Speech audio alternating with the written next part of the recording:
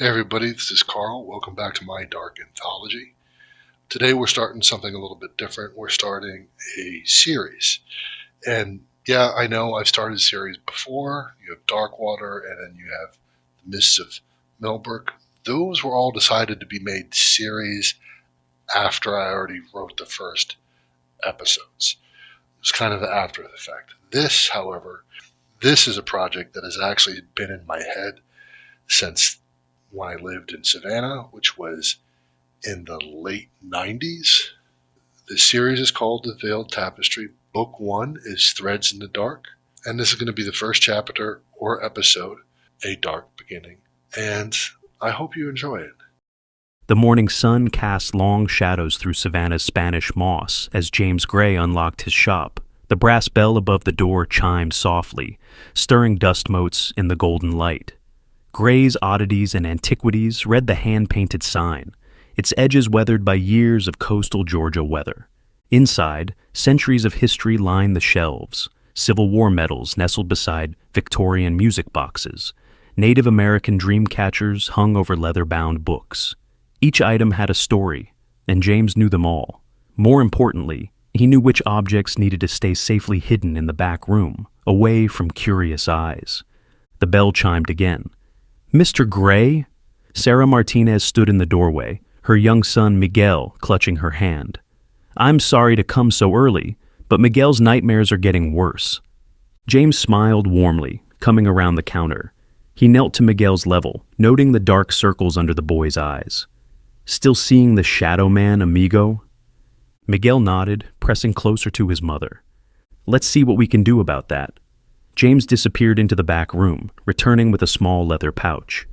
"Dream sage," he explained to Sarah. "Burn a pinch before bedtime. The good dreams will find him." Sarah reached for her wallet, but James waved her off. "Just bring me some of your tamales next time you make them. Deal?" Miguel's face brightened. "Mama makes the best tamales." As they left, James watched them through the window, remembering when his nephew John was that age. The boy had been plagued by similar nightmares the summer his parents were talking about divorce. Sometimes James wondered if that early brush with darkness had drawn John to him, the way trouble seemed to draw people to his shop. The morning passed in a comfortable rhythm of customers and conversations. Old Mrs. Wong came in looking for a replacement teapot, swearing her old one was cursed. James found her a delicate bone china piece that somehow made the perfect cup every time. He didn't mention the blessing he'd placed on it. Some things were better left unsaid. His phone buzzed as Mrs. Wong left. James checked the caller ID and stepped into the back room before answering. "Jude," he said quietly, "tell me you have good news." The response made him frown. James ran a hand through his graying hair, tension creeping into his shoulders. "No, don't do anything yet. Let me look into it first." He paused, listening. "I know it's dangerous, but we need to be sure. Just keep an eye on things until I contact you." He ended the call and stood for a moment in the dim back room, surrounded by objects too dangerous for public display. Something was stirring in Savannah, something that made the darker artifacts hum with malevolent energy. He'd have to be careful. The rest of the afternoon passed uneventfully, though James couldn't shake the unease from Jude's call. As twilight approached, he began his closing routine, methodically checking the locks and security system. He paused at certain items, making small adjustments to their positions with practiced care, as if their placement held special significance. His phone buzzed with a text message from an unknown number. "Urgent. Meet at St. John's Cemetery. Midnight. Come alone." At the bottom was a simple mark he recognized, his informant's signature. Still, something felt off. He texted back, "Confirm identity?" The response came immediately. "The ravens are restless." The correct response, but James's unease grew stronger. He glanced at his watch, 8:47 p.m. Enough time to prepare, but... James hesitated, then sent a quick text to Jude. "Meeting contact at St. John's. Midnight. If you don't hear from me by 1 a.m. ... He left the message unfinished, knowing Jude would understand. James made his final rounds through the shop, his movements deliberate and practiced. Years of experience had taught him to trust his instincts, and right now, every nerve ending screamed that something was wrong. Still, information from this particular source had proven invaluable in the past. He couldn't afford to ignore it. He pulled on his worn leather jacket, the weight of it comforting and familiar. In one pocket, he felt the reassuring shape of a small notebook, its pages filled with contacts and observations gathered over decades. The other pocket held his phone and a small flashlight, simple tools for what should be a simple meeting. The streets of Savannah were quiet as James locked up the shop. Spanish moss swayed in the gentle evening breeze, casting strange shadows under the streetlights. The air held that peculiar thickness unique to Georgia nights, heavy with humidity and the whispered stories of the Old South. James headed towards St. John's Cemetery. The historic graveyard was a tourist attraction by day, but at night it transformed into something else entirely, a maze of shadows and stone monuments to the dead. His footsteps echoed off the cobblestones as he walked, each sound seeming to carry further than it should in the still night air. A cat darted across his path, making him jerk. James chuckled at his own nervousness, but the laugh died in his throat as he noticed something odd. All the usual night sounds had stopped. No crickets chirped, no distant traffic hummed. The silence pressed against his ears like a physical thing. As he approached the cemetery gates, movement caught his eye. A figure stepped out of the shadows, then another. Before James could react, a sharp pain exploded at the base of his skull. The world tilted sideways, cobblestones rushing up to meet him. His last conscious thought was of John, and hoping that he was ready. When James regained consciousness, the first thing he noticed was the cold. Not the gentle cool of a Savannah evening, but a bone-deep chill that spoke of darker things. The air was thick with the musty scent of decay and abandonment. He tried to move, only to find himself bound tightly to a chair. As his vision cleared, James took in his surroundings. He was in what appeared to be an old mansion, its former grandeur long since faded to ruin. Moonlight filtered through cracked windows, casting strange shadows on walls where wallpaper peeled away in long, ragged strips. He recognized this place, Henderson Manor, the infamous Kill House, though few knew it by that name. The police had investigated disappearances in this area before, but the truth about this place remained hidden from official reports.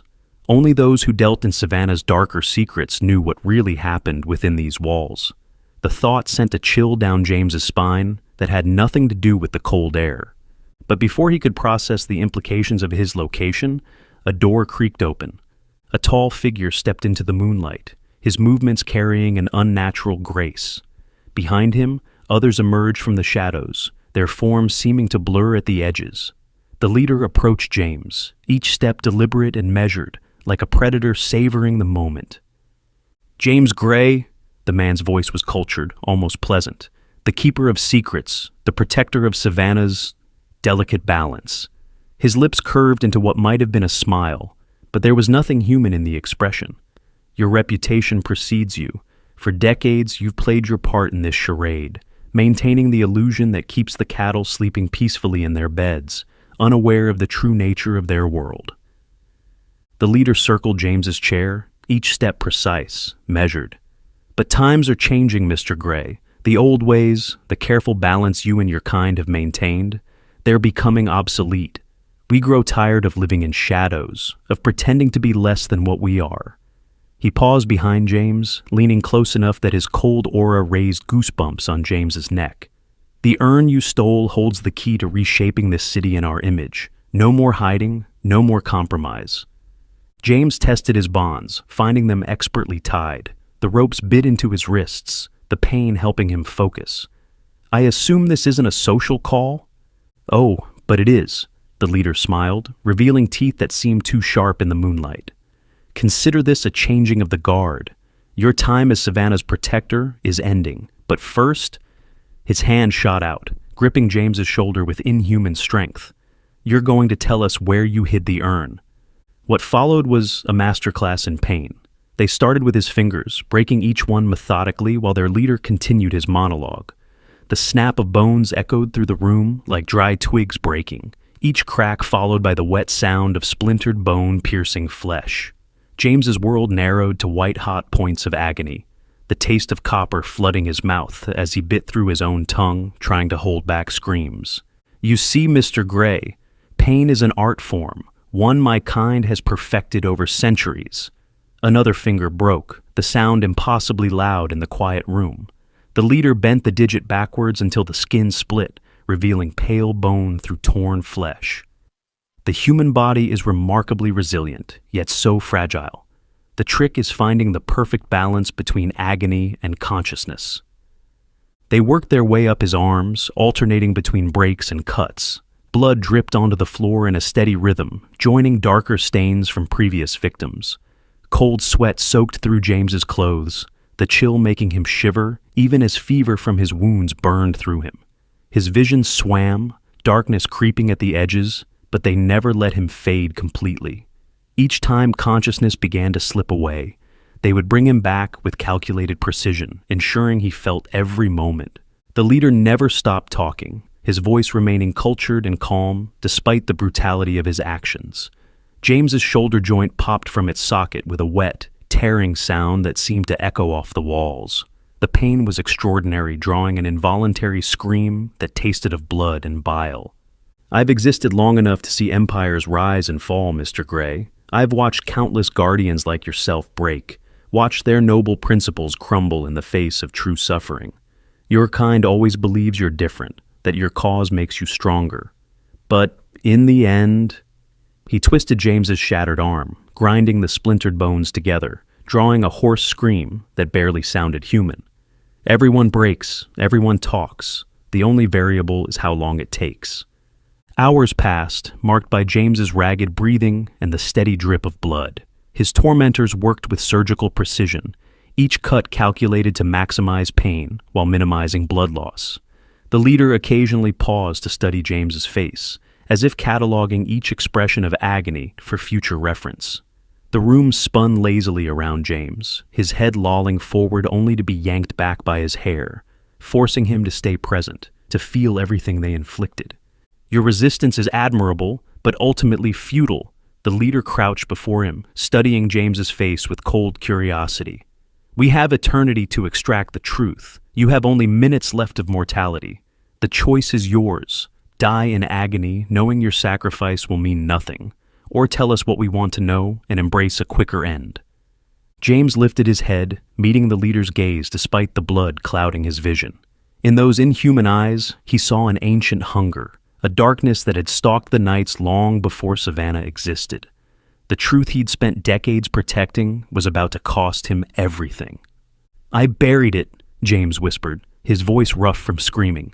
"I buried it where you'll never..." He coughed, spitting blood onto the floor. "Where you'll never dare to look." The leader's expression shifted, anticipation warring with suspicion. "Where?" "Their island," James managed, each word a struggle. "Tybee. I left it in a place you wouldn't dare go, no matter how desperate you are." The leader's face contorted into something monstrous, all pretense of humanity falling away. "It has played its final futile move in this game. Now it is ended." He turned to his followers, his voice cold with command. "Dispose of this worthless sack of flesh."